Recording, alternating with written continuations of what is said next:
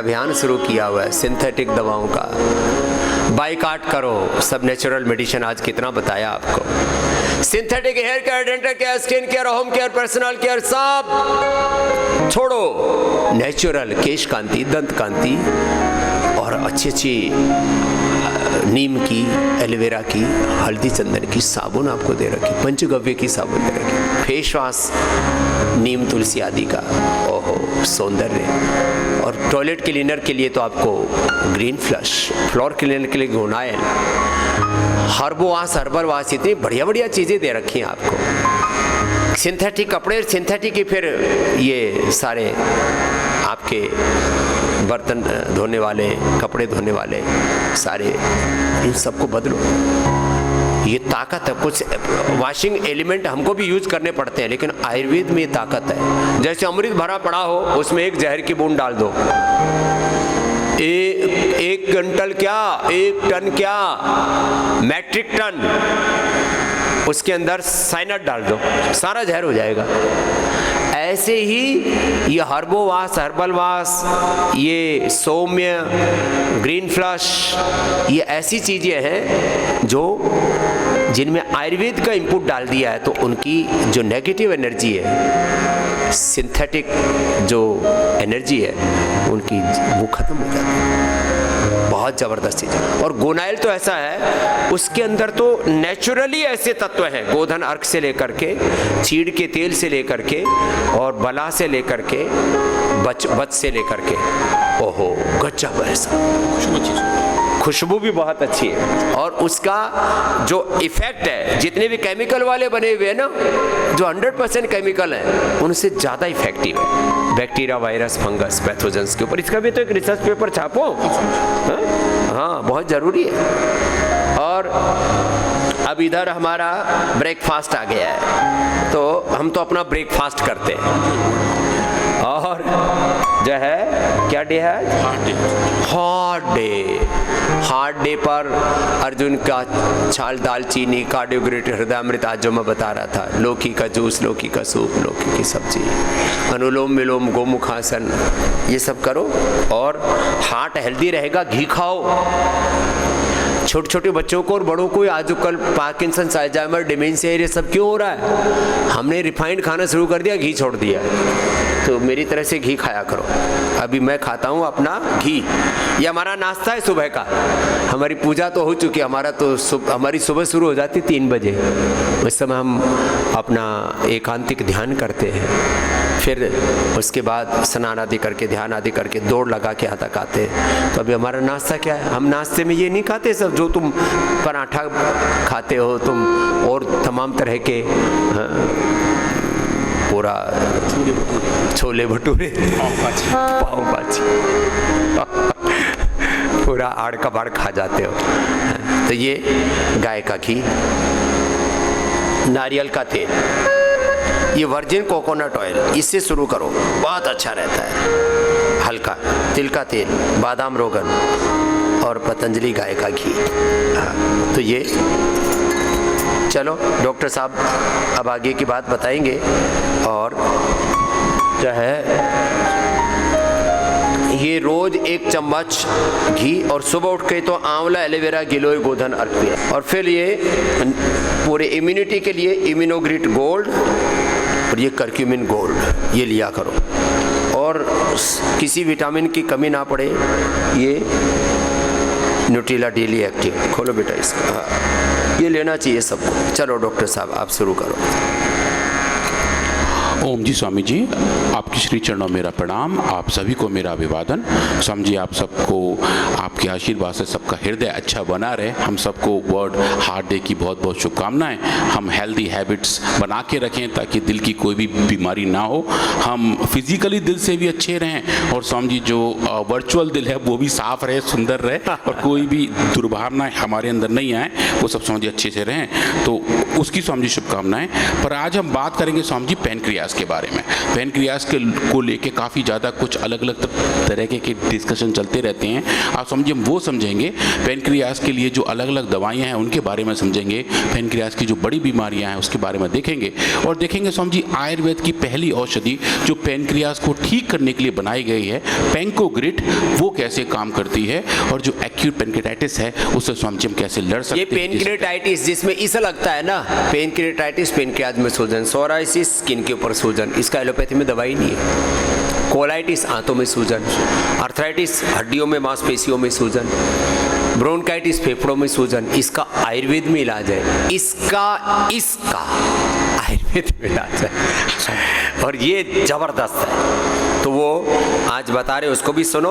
और ये गाय का घी एक ही चम्मच खाना, कुछ लोग ज़्यादा खाने लग गए, वो स्वाद बैठ जाता है, तो ज़्यादा नहीं खाना, 1 चम्मच, फिर 1 चुटकी नमक, सेंधा नमक, और फिर गर्म पानी 2-4 घूंट, अरे साहब जिंदगी बन जाएगी। हाँ, और फिर ये लेना,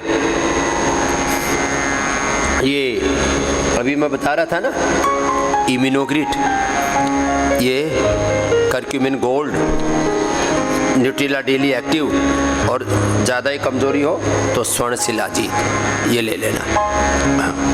बड़ी ज़बरदस्त चीज़ें हैं ये।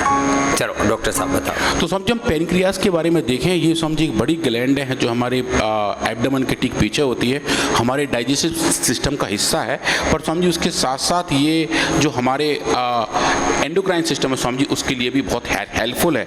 तो समझिए ये जो हमारी ग्लैंड है, हम इसको ऐसे मान के चलें कि एक ऐसी फैक्ट्री है जिसके अंदर 2 लाइन बनी हुई हैं, 2 प्रोडक्शन लाइंस हैं। एक लाइन समझिए ऐसी है जो एंजाइम बनाती है, जो हेल्प करती है हमारे डाइजेशन में, जिसको हम एक्सोक्राइन सिस्टम कहते हैं, और दूसरा समझिए वो है जो हार्मोन बनाती है, इंसुलिन, जो हमारे शरीर में शुगर के लेवल को कंट्रोल करती है, जो समझिए इसका एंडोक्राइन फंक्शन है। ये समझिए पैनक्रियाज है कि देखने में ऐसा इतना सुंदर स्ट्रक्चर है, समझिए जो बाइल डक्ट है, गॉल ब्लैडर है, उसके थ्रू जाके यहाँ आती है, और समझिए स्मॉल इंटेस्टाइन के जंक्शन पे ये पैनक्रियाटिक जूस को ड्रॉप करते हैं, जो डाइजेशन में हेल्प करते हैं। ये जो ग्लैंड है समझिए इसके 2 फंक्शन है, अगर इसके अंदर दिक्कत आ जाती है तो समझिए बीमारियां पैदा होनी शुरू हो जाती हैं। इसका इन्फ्लेमेशन पैनक्रियाटाइटिस है, और समझिए उसको झेलना, उसको ठीक करना समझिए बहुत भयंकर दर्द होता है उस समय, बहुत भयंकर। फिर लोग पेन किलर लेते हैं, स्टेरॉइड लेते हैं, समझिए पेन किलर लेते हैं, इंजेक्टेबल्स लेते हैं, तो इंजेक्शन लगा दिए जाते हैं ताकि दर्द के मारे जो लोग त्राहिमाम कर रहे हैं समझिए उससे बच पाएं।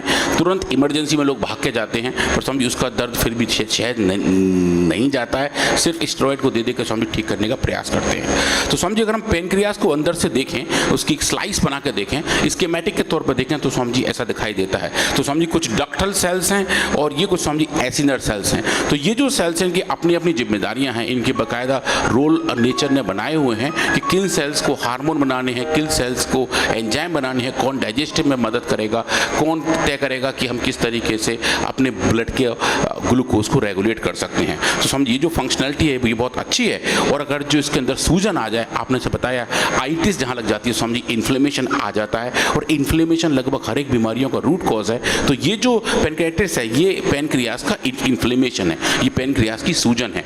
तो नॉर्मल हेल्दी पैनक्रियाज ये है समझिए इन्फ्लेमेशन होकर पूरा लाल रंग का हो जाता है, इसके अंदर दर्द होने शुरू हो जाते हैं समझिए। और जब से सिंथेटिक मेडिसिन, सिंथेटिक ये फूड, बहुत ज़्यादा जंक फूड, फास्ट फूड खा रहे हैं बच्चे, उससे ज़्यादा प्रॉब्लम बढ़ रही है। हाँ समझिए वो बढ़ रही है, और समझिए उसके साथ कुछ ऐसे लोग जिन्हें मद्यपान की बहुत अच्छी गंदी आदत बनी हुई है, वो काफ़ी मात्रा में उसका सेवन करते हैं समझिए, जिसको बोलते हैं समझिए ब्रिंज ड्रिंकिंग, मतलब जैसे कि किसी सेलिब्रेशन के दौरान लेके बहुत ज़्यादा सेवन कर लेते हैं। तो समझिए पैनक्रियाज को उतना ज़्यादा लड़ना पड़ता है, उतनी ज़्यादा जद्दोजहद रहती है ताकि उसको सिस्टम से निकाल पाए, और समझिए वो पैनक्रियाटाइटिस के तौर पर दिखाई देता है।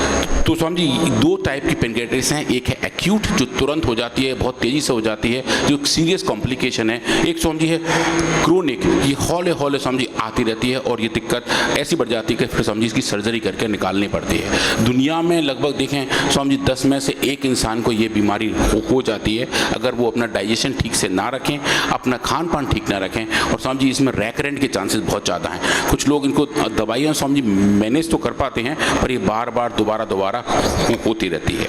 और ये स्वामी जी इसके कारण है कि होती कैसे है। स्वामी जी कुछ केस में ये तो ऑटो इम्यूनिटी की वजह से भी होती है। स्वामी जी प्रेगनेंसी के दौरान अगर ढंग से खान पान ना हो तो ये भी एक रिस्क बढ़ जाता है। एल्कोहल का ओवर कंजम्पशन तो कारण है ही है। और स्वामी जी कभी कभी जो स्प्लीन है उनके डिसफॉर्मेशन से स्वामी जी ये दिक्कत आनी शुरू हो जाती है। पैनक्रियाटिक कैंसर भी स्वामी जी इसका एक कारण है। और अगर हमारा टेम्परेचर ठीक ना हो, लिपिड का लेवल ठीक ना हो, शरीर में कैल्शियम का लेवल ठीक ना हो, वो भी स्वामी जी इसी बीमारी का एक बड़ा कारक बनते हैं। और स्वामी जी इसकी पैथोजेनेसिस बड़ा सिंपल सी है, इन्फ्लेमेशन वाली बात है। तो अगर अर्ली इन्फ्लेमेशन सेटअप होते हैं इन सेल्स के अंदर, जिसको स्वामी जी हम एसिनर सेल्स कहते हैं, अगर वो इन्फ्लेमेशन की तरफ जाते हैं, डक्टल सेल भी स्वामी जी इन्फ्लेमेशन की तरफ जाते हैं, तो वो जाके स्वामी जी अलग अलग साइटोकाइन का सिक्रीशन करना शुरू कर देते हैं। वो स्वामी जी इतने बढ़ जाते हैं कि वो पैनक्रियाटिक सेल्स का ऑटो डाइजेशन शुरू कर देते हैं। मतलब जो तरीका है हमारे शरीर में खाने को पचाने का, एक्टिवेशन स्वामी जी उस तरफ पहुंच जाता है। और जो पैनक्रियाटिक सेल्स हैं स्वामी जी वो खुद ही मरने लगते हैं, उनका अपने आप ही पाचन होने लगता है, सेल चले जाते हैं और फिर स्वामी जी दिक्कतें बढ़नी शुरू हो जाती हैं। तो इसका जो primary reason Swami ji inflammation है, तो हमने ये देखने का प्रयास किया कि इस इन्फ्लेमेशन को रेगुलेट और कंट्रोल कैसे कर सकते हैं। जैसे स्वामी जी आप हमें बताते हैं कि हमारी जितनी औषधियाँ हैं ये बहुत स्ट्रॉन्ग एंटी इन्फ्लेमेटरी हैं, मतलब इन्फ्लेमेशन का अच्छे तरीके से निवारण करती हैं। तो स्वामी जी हमने उसी थॉट प्रोसेस पे कुछ एक्सपेरिमेंट किए और देखा अगर हम पैनक्रियाटिक सेल्स के अंदर इन्फ्लेमेशन को इंड्यूस करें तो क्या हम उस इंड्यूस किए हुए इन्फ्लेमेशन को ठीक कर सकते हैं, होने से बचा सकते हैं, या स्वामी जी प्री ट्रीट करके रखें तो जो अगर होने वाला है तो उससे भी बच सकते हैं। ये बहुत बड़ी बातें बता रहे हैं, गौर से सुनो। आपकी आंखों में आई ग्रिड मैंने भी डाल ली, कान में ईयर ग्रिड सप्ताह में 1-2 बार मैं भी डालता हूँ, नाक में अणु तेल ये मैं रोज प्रयोग करता हूँ, अणु तेल या बादाम रोगन। आयुर्वेद में पेनक्रियाज की ये बीमारी पेनक्रियाटाइटिस, इसके लिए दवाई के तौर पर स्पेसिफिक टारगेटेड दवाई पहली बार कोई बनाई है तो ये पेनकोग्रीड है। ऐसे कुछ नए, अब जैसे कोलेजन के लिए हमने ये कोलेजन प्लस ये पहली दवाई बनाई है, नहीं तो कोलेजन के लिए वो सुअर और वो मछली उनकी चमड़ी उधेड़ के उसको खाते थे लोग। तो सुबह सुबह हमारा तो ये ब्रेकफास्ट में इम्यूनोग्रिड गोल्ड हो गया, कर्क्यूमिन गोल्ड हो गया, न्यूट्रिला डेली एक्टिव हो गया, और ज़्यादा ताकत पानी और सर्दी ज़्यादा लगती हो तो स्वर्ण शिलाजीत आदि ले लो, 1-1 चम्मच। बच्चों को बालप्राश से बहुत ज़बरदस्त है, और वैसे भी किसी को खाना तो च्यवनप्राश से भी ज़्यादा अच्छा टेस्ट है। बाकी के लिए च्यवनप्राश सब खाओ, अब शुरू हो जाएगा, नहीं तो सर्दी जुकाम फिर कई महीना परेशान करता है जी। तो स्वामी जी डायबिटीज़ और पैनक्रियाटिस स्वामी जी सेम बीमारी नहीं है। कभी कभी लोग स्वामी जी इससे कंफ्यूज हो जाते हैं कि जिनको पैनक्रियाटिस है उनको शायद फ्यूचर में डायबिटीज़ हो या वाइस वर्सा, पर स्वामी जी दोनों बीमारी हैं तो एक ही अंग की, एक ही पैनक्रियाज की हैं, पर स्वामी जी इनका पाथवे थोड़ा अलग अलग है। ऑफ कोर्स अगर बीमारी दोनों बहुत बढ़ जाएँ तो आपस में एक दूसरे से लिंक हो जाती हैं, पर स्वामी जी इनका जेनेसिस अलग अलग तरीके से होता है। स्वामी जी अगर ये टाइप 2 डायबिटीज़ और टाइप 1 डायबिटीज़ की बात करें तो उनकी फंक्शनैलिटी तो अलग तरीके से है, पर स्वामी जी अगर ये पैनक्रियाटिस बहुत देर तक लगातार बरकरार बनी रहे तो स्वामी जी फिर उसकी वजह से इंसुलिन बनाने वाली सेल्स भी खराब होने लगती हैं। फिर स्वामी जी एक डायबिटीज़ का तीसरा टाइप आता है जिसको डायबिटीज़ टाइप 3C कहते हैं। तो Swami ji type 3C diabetes है वो पैनक्रियाटिस के बहुत लंबे समय की वजह से हो जाता है, क्योंकि जो इंसुलिन बनाने की सेल्स है स्वामी जी वो भी मरने लगती हैं। इसका पाथवे बिल्कुल अलग तरीके से होता है। तो स्वामी जी इसीलिए इस बीमारी को मैनेज करना बहुत ज़रूरी है, इसको ठीक करना स्वामी जी बहुत ज़रूरी है, और अगर हो जाए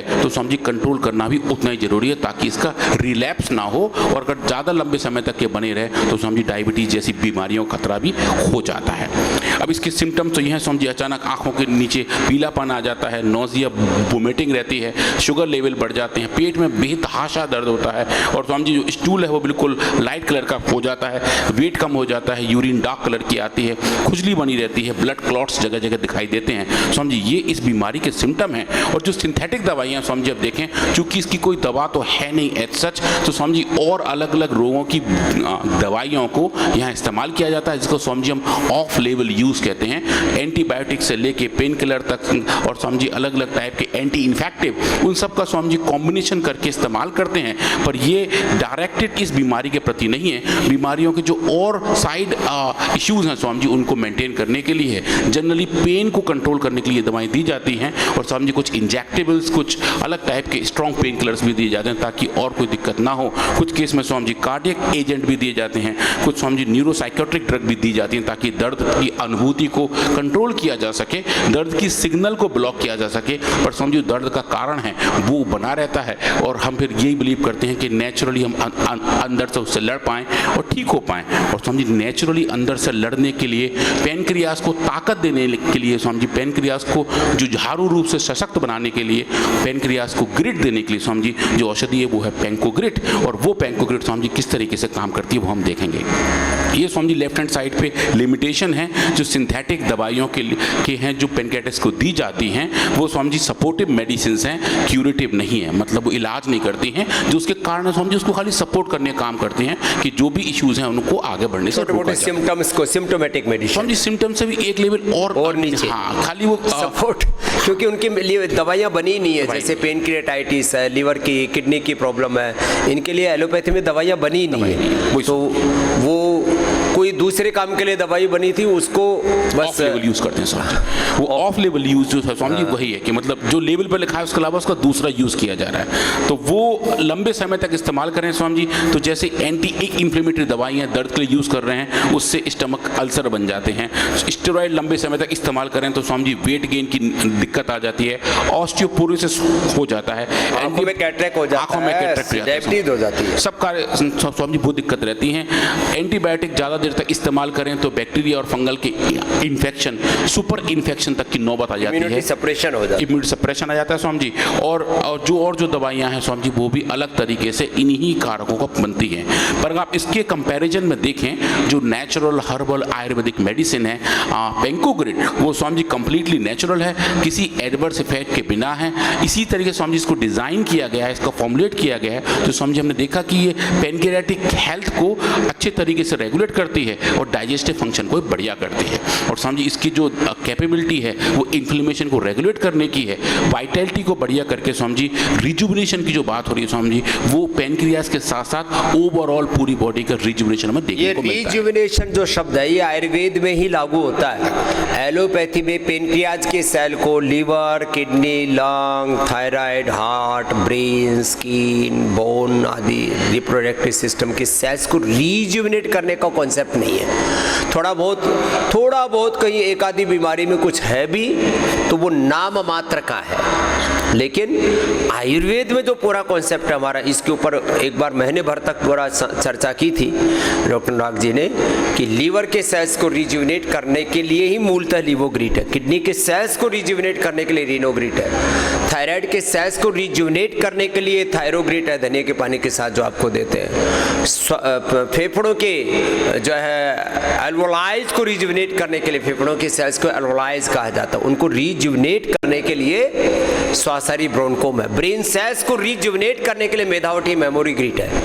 और ऐसे ही हार्ट के सेल्स वहाँ पर डिजनरेशन ना के बराबर होता है, तो भी हार्ट को भी हेल्दी बनाने के लिए इजेक्शन फ्रैक्शन को खास करके ठीक करने के लिए जो है हृदय कार्डियोग्रिट हृदयामृत है। हड्डियों के सेल्स को रिजुविनेट करने के लिए पिडाइनिल गोल्ड ऑर्थोग्रिट है। स्किन सेल्स को रिजुविनेट करने के लिए जो गोधन और कायाकल्प और नीम घनवटी, डर्माग्रिट, सोरोग्रिट, मिलियोनोग्रिट है। रिजुविनेशन दिखता है, उसको पूरा एक्सप्लेन करते हैं, मोड ऑफ एक्शन को पूरा साइंटिफिक रिसर्च के पूरे डॉक्यूमेंटेशन के साथ एक्सप्लेन करते हैं कि भाई ये स्किन में रिजुविनेशन होता है, ऐसे ही रिप्रोडक्टिव सिस्टम में रिजुविनेशन होता है संतति सुधा से, यौनामृत से, ये सब करके दिखाया है हमने। आंखों में आई ग्रिड से, कानों में आई ग्रिड से रिजुविनेशन होता है, तो वही रिजुविनेशन पेनकोग्रिट में हो रहा है। ये बड़ी बात है और ये आयुर्वेद में पहली बार करके दिखाया है। इसके लिए हमारे सारे साइंटिस्टों का, डॉक्टर अनुराग जी के साथ पूरी टीम का और पूज्य आचार्य श्री बालकृष्ण जी महाराज जी जिनकी सन्निधि में सारे हमारे साइंटिस्ट कार्य कर रहे हैं और वर्ल्ड के 2% टॉप साइंटिस्टों में इसलिए पूज्य आचार्य जी को गिना जाता है कि ये पतंजलि में खाली बातें कहीं नहीं जाती हैं, जो पूरा साइंटिफिक टेम्परामेंट के साथ जो रियल रिसर्च होता है वो रिसर्च यहाँ पर हो रहा है। तो समझिए अब पेंकोग्रिड को देखें, समझिए इसका जो फॉर्मुलेशन समझिए वो भी बहुत अद्वितीय है। इसके अंदर सरपुंका है, रेवन चीनी है, सौंठ है, अश्वगंधा है, पुनर्नवा है और समझिए मूली के बीज और मूली के छार है। समझिए मूली के छार के अंदर भी इतनी अच्छी कैपेबिलिटी है। समझिए हमने पहली बार ये देखा जब समझिए मैं यहाँ शुरू में जब हमने इस पर काम करना शुरू किया तो आचार्य जी ने हमें चैलेंज दिया कि ये देखो ये छार हैं, इसके अंदर चेक करके बताओ है क्या, इसकी बायोलॉजिकल एक्टिविटी कैसे आती है। मतलब नमक सॉल्ट। समझिए इट वाज सो अमेजिंग। मूली का क्षार, जौ का क्षार, यवक क्षार, मूली क्षार। समझिए मतलब उनकी इतनी अच्छी कैपेबिलिटी आती है, हम केमिकल इनको डिफाइन नहीं कर पाते हैं। कोई आई थिंक अभी ऐसी मशीन नहीं है जो बता सके कि इसके अंदर कैपेबिलिटी कहाँ से आ रही है। जनरली इनऑर्गेनिक कंपोनेंट हैं पर समझिए उनके होम्योपैथी की दवाइयों की तरह समझिए बहुत बढ़िया दवाई की तरह काम करते हैं। और ये तो बहुत अच्छा एग्जाम्पल है कि पेंकोग्रिड में समझिए मूली क्षार का इतना अच्छा इंपैक्ट दिखाई देता है। हमने समझिए इसी को तय करने के लिए एक नया एक्सपेरिमेंट अभी कंक्लूड किया है जहाँ हमने मूली के क्षार को अकेला यूज किया है, पेंकोग्रिड को अकेला यूज किया और एक अलग तरीके के पेनक्रियास को खराब करके ठीक करने का प्रयास किया है। समझिए मूली क्षार के बहुत ही दिव्य, बहुत ही बढ़िया और बहुत ही अनएक्सपेक्टेड रिजल्ट दिखाई देते हैं। और समझिए पहली बार देख रहे हैं, प्रभावशाली, बहुत ही वैज्ञानिक और बहुत ही तत्काल, इंस्टेंट, तुरंत बात। समझिए ऐसी बीमारी इसका कोई दवा है ही नहीं सिंथेटिक वर्ड में, फॉर दैट मैटर समझिए किसी सिस्टम में नहीं है, चाहे वो चाइनीज हो, चाहे वो यूनानी हो, चाहे वो ग्रीक हो या जापानीज हो। ऐसी बीमारी समझिए लोग सिम्टम पे ही ट्रीट करने का प्रयास करते हैं। समझिए ये दवाई जाके उसके बेस को ठीक करती है, जो बीमारी का कारण समझिए उसका निवारण करती है। तो समझिए अगर देखें फाइटोकेमिकल एनालिसिस पेंकोग्रिड की, तो वो देख रहे हैं हम स्क्रीन पर। नेचुरल पैक जो कंपोनेंट है वो दिखाई दे रहे हैं, चाहे हम उसको हम LCMS क्यूटॉफ से करें या फिर HPLC से करें। इस एक पीक समझ बता रही इसमें कितने कंपाउंड हैं। लगभग समझिए हमने इसमें 18 मार्कर कंपाउंड देखे और पाया कि उनकी एक्टिविटी कहाँ से आ रही है। और ये समझिए हमारे बेसल एक्सपेरिमेंट थे। हमने पेनक्रियास के सेल्स को लैब में ग्रो किया और उनके अंदर इन्फ्लेमेशन इंड्यूस किया TNF अल्फा से, जो नेचुरल कारण है समझिए इन्फ्लेमेशन का। और उसके अंदर फिर हमने अलग अलग एंजाइम्स को नापा। समझिए पेनक्रियाटिस में ह्यूमन केस में जो सबसे ज़्यादा चेंजेस दिखते हैं वो 2 एंजाइम बढ़ जाते हैं ब्लड के अंदर, एमाइलेज और लाइपेज। ये दोनों अगर बढ़ जाएं तो बताते हैं कि पेनक्रियास को थोड़ी सी दिक्कत आ रही है। तो समझिए इन सेल्स के अंदर हमने एमाइलेज और लाइपेज का सिक्रीशन देखा और उसके साथ साथ जो 7 बड़े साइटोकाइंस हैं जो इन्फ्लेमेशन को रेगुलेट करते हैं और जिनके बढ़ने की वजह से समझिए पेनक्रियास के अंदर साइटोकाइन का तूफान आ जाता है। IL-6, IL-8, IL-1 beta, ICAM, NF-kappa B, JAK2 और STAT3। समझिए इनके जो सिग्नलिंग के पाथ हैं उनको भी नापा और देखा कि उसके अंदर क्या चेंज आ रहे हैं। समझिए एक बड़ा एक्सपेरिमेंट था, एक पूरा सेल बायोलॉजिकल एक्सपेरिमेंट था, इन विट्रो बायोलॉजी थी। हमने सेल लाइन मॉडल सेटअप किए और देखा समझिए अगर इस मॉडल में दवा काम करेगी तो समझिए बहुत ही अच्छा होगा। हमने समझिए उस पर काम करना शुरू किया और जो रिजल्ट थे समझिए बहुत ही ज़बरदस्त थे। हमने सबसे पहले देखा कि जो अगर हम पेनक्रियाटिक सेल्स को अपने यहाँ ग्रो करें, जो एसिनर सेल्स हैं, क्या ये हमारी औषधि उन सेल्स को अच्छे से एडजस्ट होती है, बायोकम्पैटिबल है, अच्छे तरीके से समझिए साम्य में है या नहीं। फिर हमने ये टेस्ट किया और देखा समझिए पेंकोग्रिड की बहुत अधिक मात्रा तक 100 माइक्रोग्राम पर ml तक समझिए ये सेल्स बहुत अच्छे से उन्हें एक्सेप्ट कर रहे थे, कोई भी एडवर्स इफेक्ट देखने को नहीं मिला। और जो समझिए आप हमें बार बार बताते हैं कि हमारी हर एक कोशिका में एक नेचुरल मेमोरी है, समझिए उसका एक बहुत अच्छा एग्जाम्पल है कि ये जो नेचुरल कंपाउंड्स इस औषधि के अंदर हैं वो इन सेल्स को बहुत अच्छे से बायोकम्पैटिबल हैं, इसकी कंपैटिबिलिटी बायोलॉजिकली दिखाई देती है। जब उसके बाद समझिए हम देखें कि एंजाइम का लेवल कितना है, तो अगर हम एक स्ट्रेस दें इन सेल्स को तो इनके अंदर समझिए एमाइलेज और लाइपेज इन दोनों का लेवल बढ़ जाता है। ये देखें लगभग समझिए 2 गुना से लेके 3.5 गुना तक बढ़ जाता है। और ये बढ़ा हुआ लेवल आप देखें समझिए पेंकोग्रिड के ट्रीटमेंट से कम होना शुरू हो जाता है। ये एक सेल लेवल पर दिखाई दे रहा है समझिए कि कोशिका के लेवल के जो सिक्रीशंस हैं वो भी एक औषधि अच्छे से कंट्रोल कर सकती है। और उसके बाद अगर हम देखें कि इसके एंटीऑक्सीडेंट रिस्पॉन्स कहते हैं, इनके अंदर ऑक्सीडेटिव स्ट्रेस की बात करें तो वो कितना आता है, तो समझिए ह्यूमन पेनक्रियाटिक सेल्स को भी हमने लैब में ग्रो किया, उनको भी हमने यही दवा दी और देखा ये अच्छे से बायोकम्पैटिबल है। और जो ऑक्सीडेटिव स्ट्रेस समझिए इतनी ज़्यादा बढ़ती दिखाई दे रही है जिसको हम ऑक्सीडेटिव बस्ट कहते हैं, ये जो बस्ट है समझिए इसका आप देखिए जब आप ट्रीटमेंट दे रहे हैं तो पेंकोग्रिड के ट्रीटमेंट से समझिए बिल्कुल ये नॉर्मल होकर वहीं पहुंच जाता है जहाँ नेचुरली इसको होना चाहिए। इतना बड़ा हुआ रिएक्टिव ऑक्सीजन स्पीशीज लेवल जो लगभग समझिए 4 गुना से ज़्यादा बढ़ गया है, वो आप देखें पेंकोग्रिड के ट्रीटमेंट से बहुत अच्छे तरीके से समझिए कंट्रोल हो जाता है। और उसके बाद हमने समझिए काम किया अलग अलग साइटोकाइंस पे, जो मैं पहले बता रहा था, इंटरल्यूकिन 6 जो कि इन सेल्स के अंदर बढ़ जाता है, इंटरल्यूकिन 8 वो भी समझिए बढ़ जाता है, और NF-kappa B की जो रिपोर्ट एक्टिविटी समझिए वो भी हमने देखा। और TNF अल्फा के इंडक्शन से 10 नैनोग्राम पर ml समझिए ग्राम के बाद मिलीग्राम के बाद माइक्रोग्राम के बाद नैनोग्राम, समझिए इस लेवल तक आए, 1 ग्राम का लगभग 1 अरबवां हिस्सा, समझिए उस लेवल तक की डोज तक लेके जाएं, समझिए वहाँ देखिए आप कितना तेजी से इन्फ्लेमेशन आता है और ये बड़ा लेवल समझिए डोज डिपेंडेंट तरीके से कम हो जाता है। और फिर हमने समझिए इनका जीन एक्सप्रेशन देखा और ये पाया कि इन जीन एक्सप्रेशन पे भी चेंजेस थे और ये बढ़े हुए जीन एक्सप्रेशन भी समझिए पेनकोग्रिड के ट्रीटमेंट से ठीक हो गए, चाहे वो हम बात कर रहे हो स्टैट सिग्नलिंग की, चाहे बात कर रहे हो आईकेम सिग्नलिंग की, NF-κB के एक्सप्रेशन हो या फिर IL-6 के एक्सप्रेशन हो, ये अच्छे तरीके से कंट्रोल हो जाते हैं। अब इन जीन एक्सप्रेशन का प्रोटीन एक्सप्रेशन के साथ लिंकेज तो दिखाई देती है। अगर हम इनको अलग तरीके से सिग्नलिंग पाथवे में देखें तो जो प्रोटीन फास्फोरिलेशन की बड़ी बात है, जहां RNA से प्रोटीन बनता है, प्रोटीन का प्रोटीन फास्फोरिलेशन होता है, तो हमने इन सेल्स के अंदर वो प्रोटीन फास्फोरिलेशन की इवेंट्स भी देखे।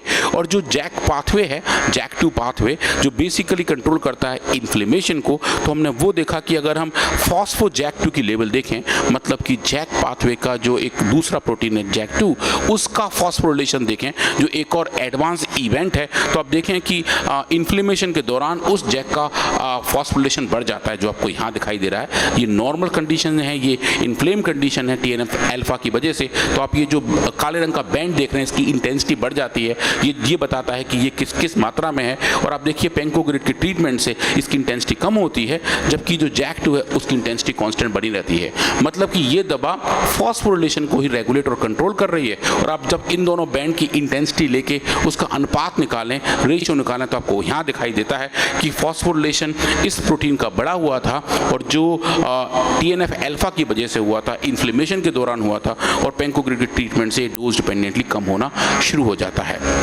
ऐसा ही हमने STAT3 के अंदर देखा, जो हम पहले जिसका जीन एक्सप्रेशन देख रहे थे, उस प्रोटीन का एक्सप्रेशन और उस प्रोटीन का फास्फोरिलेशन हमने दोनों देखा। तो आप देखें कि इन्फ्लेमेशन के दौरान STAT3 का फास्फोरिलेशन बढ़ जाता है, जो आपको यहाँ क्लियर एक बड़ा मोटा बैंड दिखाई दे रहा है इस वाले बैंड के कंपैरिजन में।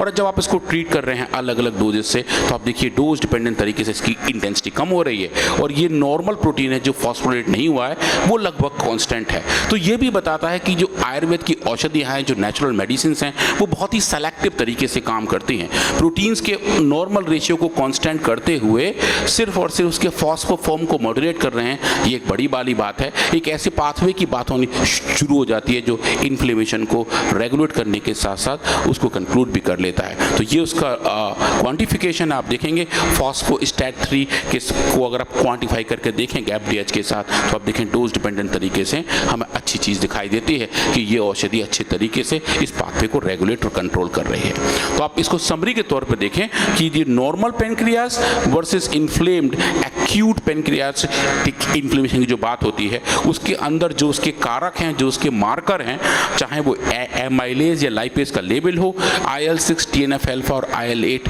का लेवल हो, चाहे वो जीन एक्सप्रेशन हो इन्हीं जीन्स के, या फिर सिग्नलिंग हो प्रोटीन फास्फोरिलेशन की, उन सब में आप देखें पेनकोग्रिड इसको अच्छे तरीके से रेगुलेट करता है और पेनक्रियास के इन्फ्लेमेशन के जो भी पूरे प्रोसेसन को ठीक करता है।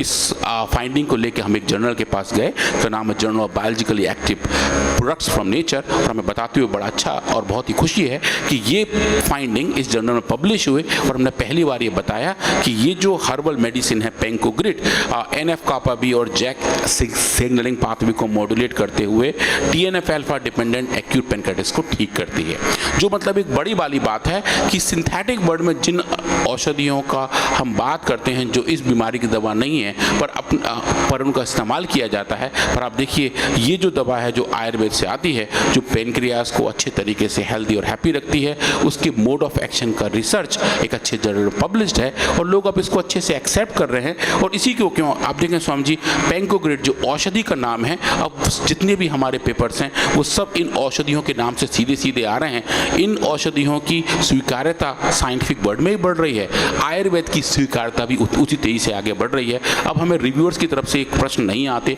कि पेनकोग्रिड क्या है, लीवोग्रिड क्या है, आयुर्वेदा क्या है। अब वो उसको दवाई के तौर पर मानते हुए उसकी रिसर्च को उसी को अच्छे तरीके से एक्सेप्ट कर रहे हैं जैसे वो किसी और सिस्टम को कर रहे होते हैं। तो आज हमने पेनक्रियास के बारे में देखा, सिंथेटिक वर्सेस नेचुरल बायोलॉजी को देखने का प्रयास किया कि किस तरीके से नेचुरल मेडिसिन हमारे पेनक्रियास को हेल्दी और हैप्पी रख सकती हैं और हम कैसे अपने शरीर को नेचुरल तरीके से मेंटेन कर सकते हैं, चाहे वो बीमारी लिवर की हो, किडनी की हो, पेनक्रियास की हो, हार्ट की हो, ब्रेन की हो, स्किन की हो, कोई सी भी कोई डिजीज़ हो उसको हम अच्छे तरीके से कंट्रोल कर पाते हैं। तो नेचर की तरफ जो बढ़ने का रास्ता है अगर हम उसको मेंटेन करके रखें तो हम नेचुरली अच्छे रहते हैं, बीमारियों से बचे रहते हैं और अगर बीमारी हो जाए तो उससे लड़ सकते हैं, लड़ के उससे जीत सकते हैं। तो आप सबको पुनः बहुत बहुत धन्यवाद। विश्व हृदय दिवस की बहुत बहुत मंगल कामनाएं।